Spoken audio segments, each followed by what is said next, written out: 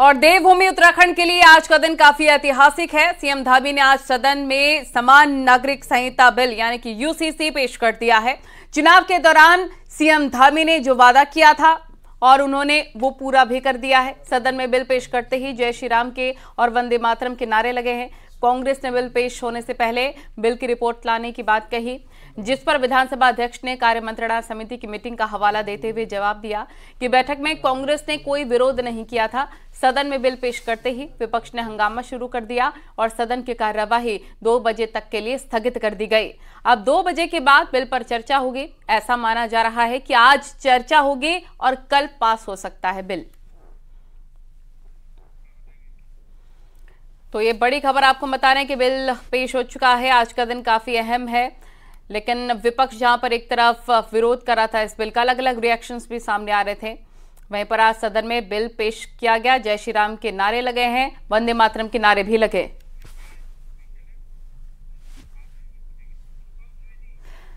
तो हमारे साथ न्यूज 18 उत्तराखंड के एडिटर अनुपम त्रिवेदी जुड़ गए हैं, जो कि यूसीसी के बारे में विस्तृत जानकारी दे रहे हैं। हम उनसे जानने की कोशिश करेंगे इस यूसीसी बिल में खास क्या है। जरा बताइए अनुपम जी विस्तार से इस बिल के बारे में, क्योंकि हम देख रहे हैं कि अलग अलग रिएक्शंस भी इसके सामने आ रहे हैं, पक्ष में विपक्ष में, लेकिन आज पेश कर दिया गया है बिल। बताएं। देखिए, सबसे पहले तो मैं इस ड्राफ्ट बिल की खास बातें बताऊं। ये 4 वॉल्यूम में है, मतलब समझिए एक वॉल्यूम इतना मोटा है, ऐसे 4 वॉल्यूम हैं, जिसमें 392 सेक्शंस हैं और 800 से ज्यादा पेजेस हैं। तो बहुत विस्तृत है और बहुत टेक्निकल है। टेक्निकल इस मायने में है कि इसमें कोई भी ऐसा पॉइंट नहीं छोड़ा गया है कि जिसको लेके कहीं कोई दिक्कत हो। जैसे कि मैं आपको बताऊं कि इसमें शादी को लेके और इसके अलावा डिवोर्स को लेके, उत्तराधिकारी यानी कि कोई ऐसे बच्चे जो प्रॉपर्टी में हिस्सेदारी होती है, ऐसे महिलाओं की, उनकी हिस्सेदारी को लेकर क्या नियम है, क्योंकि इसमें हमने देखा है कि इसको लेकर अलग अलग नियम है। जैसे आप देखिए कि अगर मुस्लिम समाज में है तो उनके नियम कुछ डिफरेंट हैं प्रॉपर्टी के बंटवारे को लेके, और कई बार ऐसे बच्चे होते हैं जो कि लिव इन रिलेशनशिप से हो गए, उनका क्या होगा, उनको वो किस तरीके से अपना पेरेंटहुड क्लेम करेंगे। हमने पहले भी ऐसे मामले देखे हैं, कोर्ट में चलते रहे हैं, तो वो कहाँ कैसे क्लेम करो, इसको लेके बड़ी साफ बात कही गई है।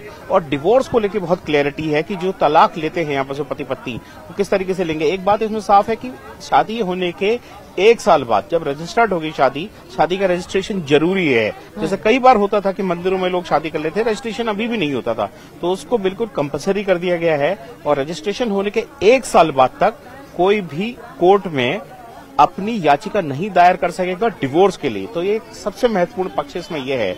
और अलग अलग जैसे डिवोर्स के लिए अलग अलग इसमें जो कंडीशंस है कि किस कंडीशन में आप डिवोर्स ले सकते हैं, उसमें एक कंडीशन ध्यान देने योग्य है, वो है पति या पत्नी में से किसी को, दोनों में से किसी को अगर कोई सेक्सुअल ट्रांसमिटेड डिजीज होगा पहले से, यानी कि यौन जनित अगर रोग हो, तो वो भी एक ग्राउंड बनेगा डिवोर्स के लिए।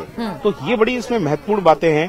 जैसे मैं देख रहा हूँ कि इसमें बहुत डिटेल है। इसमें बेसिकली जो आप कह सकते हैं कि मोटे तौर पे जिन चीजों को कवर किया गया है वो है शादी, और वो है तलाक के मामले, अनुपम जी, वो है उत्तराधिकार। बिल्कुल अनुपम जी, आपने बताया कि किस तरह से विस्तृत तरीके से इस पर चीजें रखी गई हैं। 4 मोटे मोटे ड्राफ्ट बनाए गए हैं और उसमें कई कानून भी इंट्रोड्यूस किए गए हैं।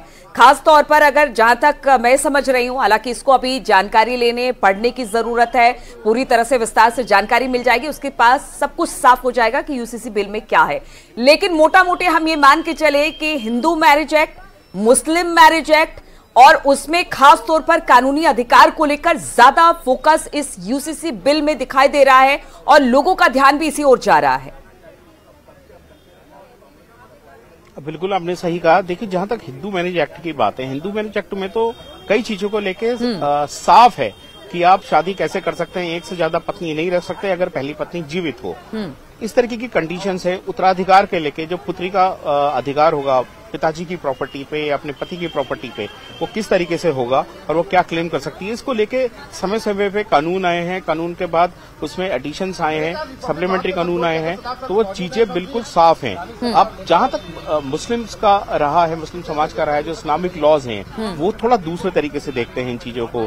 जैसे पुत्री का प्रॉपर्टी में जो अधिकार होता है अपने पिता की, वो 25% से ज्यादा नहीं होता, और वो भी इस चीज पर डिपेंड करेगा वो देना चाहे नहीं देना चाहे। तो कुछ इसमें एम्बिग्यूटी थी, कुछ कंफ्यूजन था, तो उसको लेके जो आचार संहिता जो पूरी बनी है, जो ये सामान्य नागरिक आचार संहिता जो बनी है, जो यूसीसी का ड्राफ्ट बना है, वो इन सब चीजों को लेके एक रूपता की बात करता है कि सभी पे एक कानून लागू होगा। तो मुझे लगता है कि ये बहुत बड़ा कदम होगा रिफॉर्म्स की ओर को।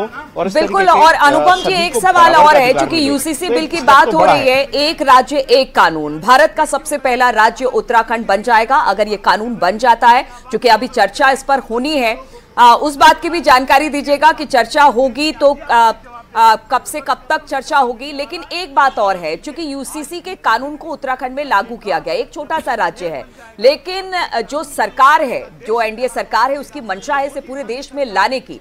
तो इसे एक छोटे से राज्य में लागू करके ये देखने की कोशिश होगी कि सब कुछ ठीक चला तो फिर इसे बहुत जल्दी पूरे देश में लागू कर दिया जाएगा।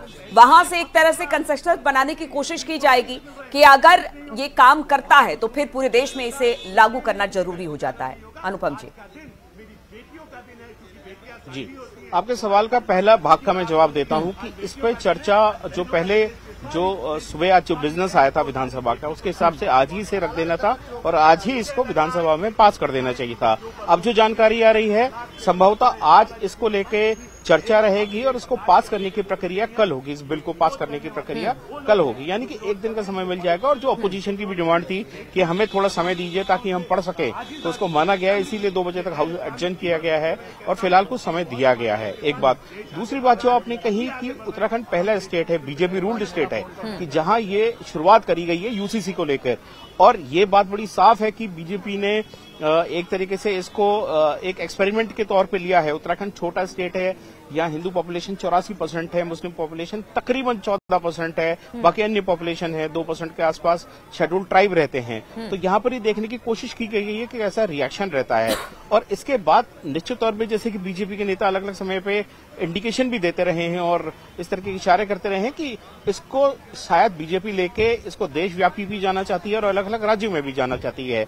जैसे बड़े स्टेट है, जैसे उत्तर प्रदेश पड़ोस का स्टेट है और इसके अलावा मध्य प्रदेश है और बिहार में भी इस वक्त बीजेपी कोalition की सरकार है। तो कई ऐसे राज्य हैं, क्योंकि मध्य प्रदेश के डिप्टी सीएम की तरफ से भी कहा गया था कि उत्तराखंड के बाद मध्य प्रदेश में भी इसे लागू किया जा सकता है।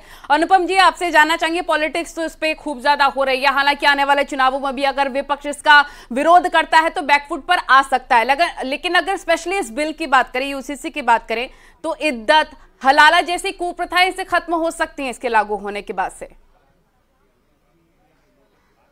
बिल्कुल, इसमें यूसीसी में इस बात को साफ कहा गया है कि सबके लिए एक कानून। एक कानून मतलब जो हिंदुओं पे, हिंदू धर्म के मानने वालों के मतावलंबियों के लिए। हिंदू धर्म की जब मैं बात करता हूं तो हिंदू मैरिज एक्ट में सिख भी आते हैं, बौद्ध भी आते हैं और जैन भी आते हैं। तो ये सब संप्रदायों में जो कानून जो बना है और वो जो नियम फॉलो करते हैं वही फॉलो सब करें, इसको लेके है। अब आपने देखा कि समय समय पे देश में कई दशकों से इसको लेके चर्चा चलती रही है यूसीसी को लेके, और हमेशा एक बात रंगे आती थी कि खासकर मुस्लिम समाज के लिए कि उनके अपने कानून है, वो उसी हिसाब से चलते हैं। लेकिन यहाँ पर इसको बात को यूसीसी का सबसे बड़ा पॉइंट वही है कि इसमें एक रूपता लाने की कोशिश है। मुझे लगता है ये बिल महिलाओं के लिए, मुस्लिम समाज की महिलाओं के लिए एक बहुत बड़ा उनके लिए एक रिलीफ साबित होगा कि इद्दत हलाल की जैसा आपने जिक्र करा, ये सब जो है कुप्रथाएं समाज पर चले आ रही हैं बहुत लंबे समय से। और मुझे लगता है कि ये यूसीसी आने के बाद इस पर रोक लगेगी। इसमें इस बात को साफ कहा गया है, इसको सब चीजों को इलीगल माना गया है और उनको अधिकार देने की बात है। तो ये चीजें सब कवर यूसीसी करेगा और मुझे लगता है कि आने वाले समय में बीजेपी इसे अन्य राज्यों में भी ले जाएगी। गुजरात और मध्य प्रदेश 2 ऐसे स्टेट हैं कि जहां यूसीसी को लेकर ऑलरेडी इन्होंने कुछ एक्सरसाइज शुरू करी है। वहां पर मेरी जानकारी में कमेटी भी बनी है, उन्होंने काम भी करना शुरू करा है। तो सरकारें इस दिशा की ओर जरूर आगे बढ़ेंगी, अन्य बीजेपी राज्यों में भी। जी बिल्कुल, अन्य बीजेपी राज्यों में भी सरकार इसे लेकर आगे बढ़ने वाली है। हमारे साथ दीपांकर